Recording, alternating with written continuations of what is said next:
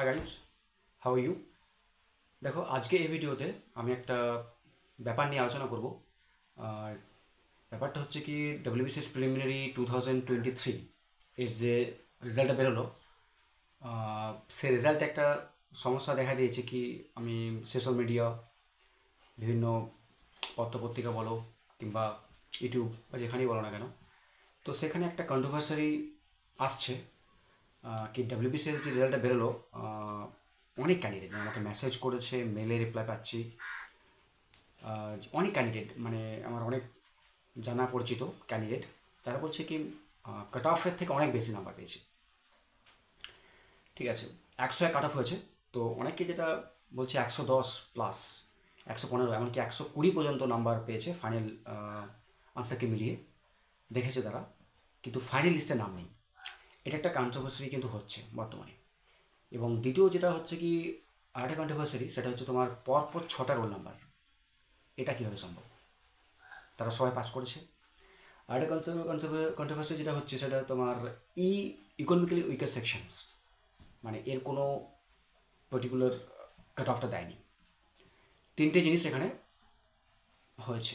ঠিক আছে, তো প্রথম কথা যদি বলি আমি কাট অফের, দেখো প্রথম কথা হচ্ছে কি, একটা জিনিস আমি ক্লিয়ার করে দিচ্ছি।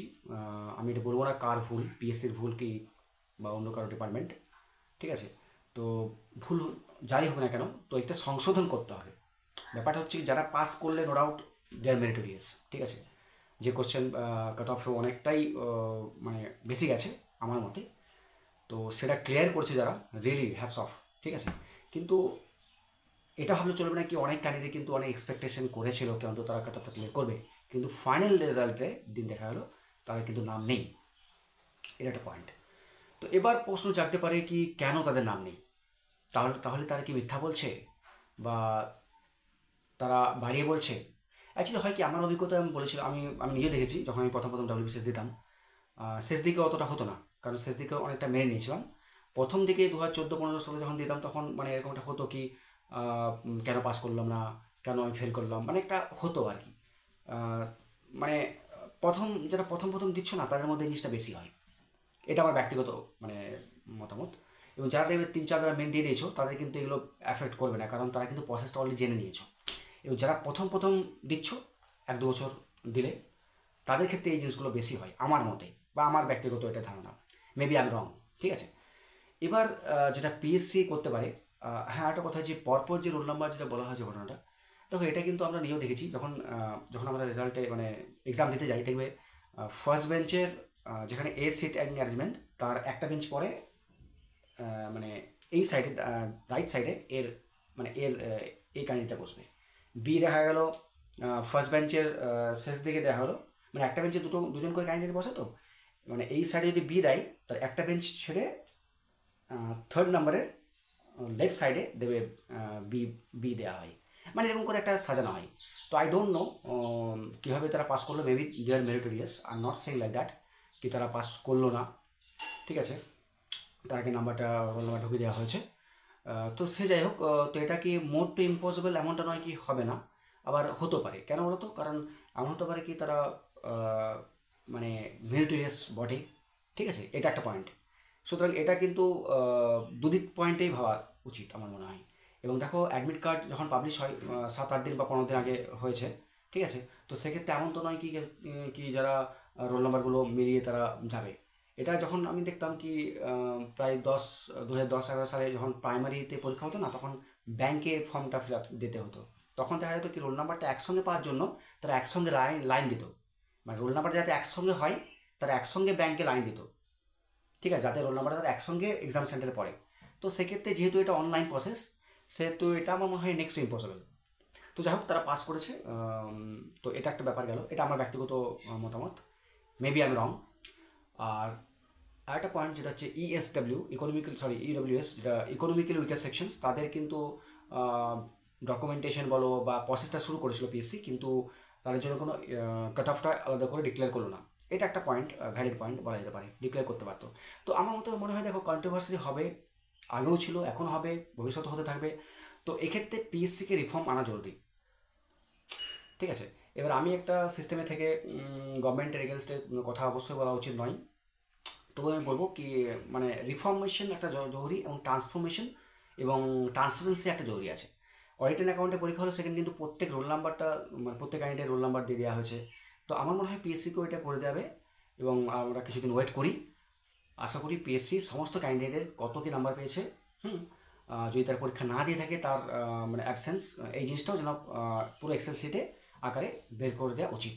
এবং আমার মনে হয় পিএসসি এটা করবে, একটু ওয়েট করো, ঠিক আছে? পিএসসি আশা করি এটা করবে। তো এবার যেটি বলার উদ্দেশ্য সেটা হচ্ছে কি করাপশন হয়েছে কি হয়নি। দেখো এটা কিন্তু একটা মানে অনেক বড় জিনিস।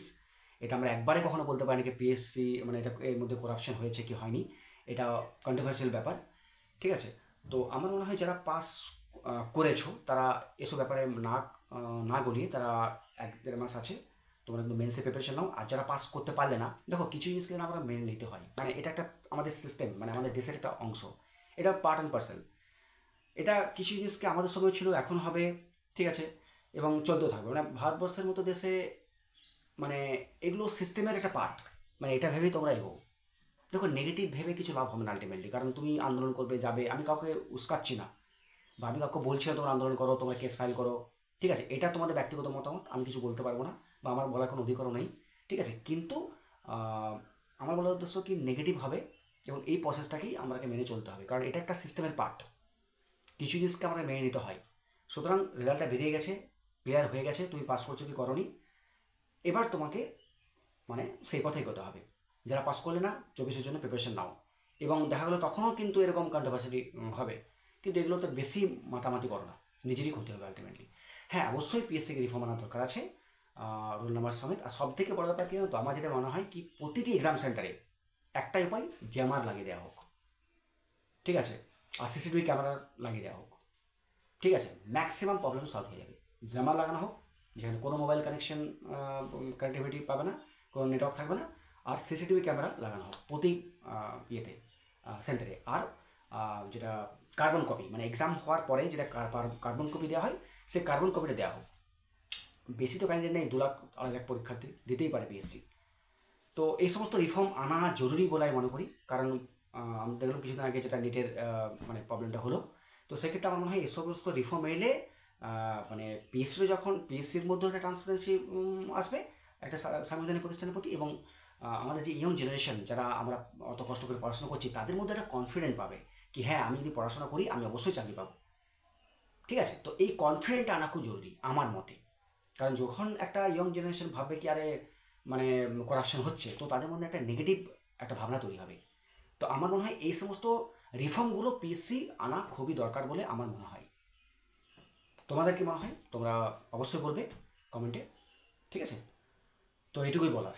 থ্যাংক ইউ, জয় হিন্দ, বন্দে মাতরম।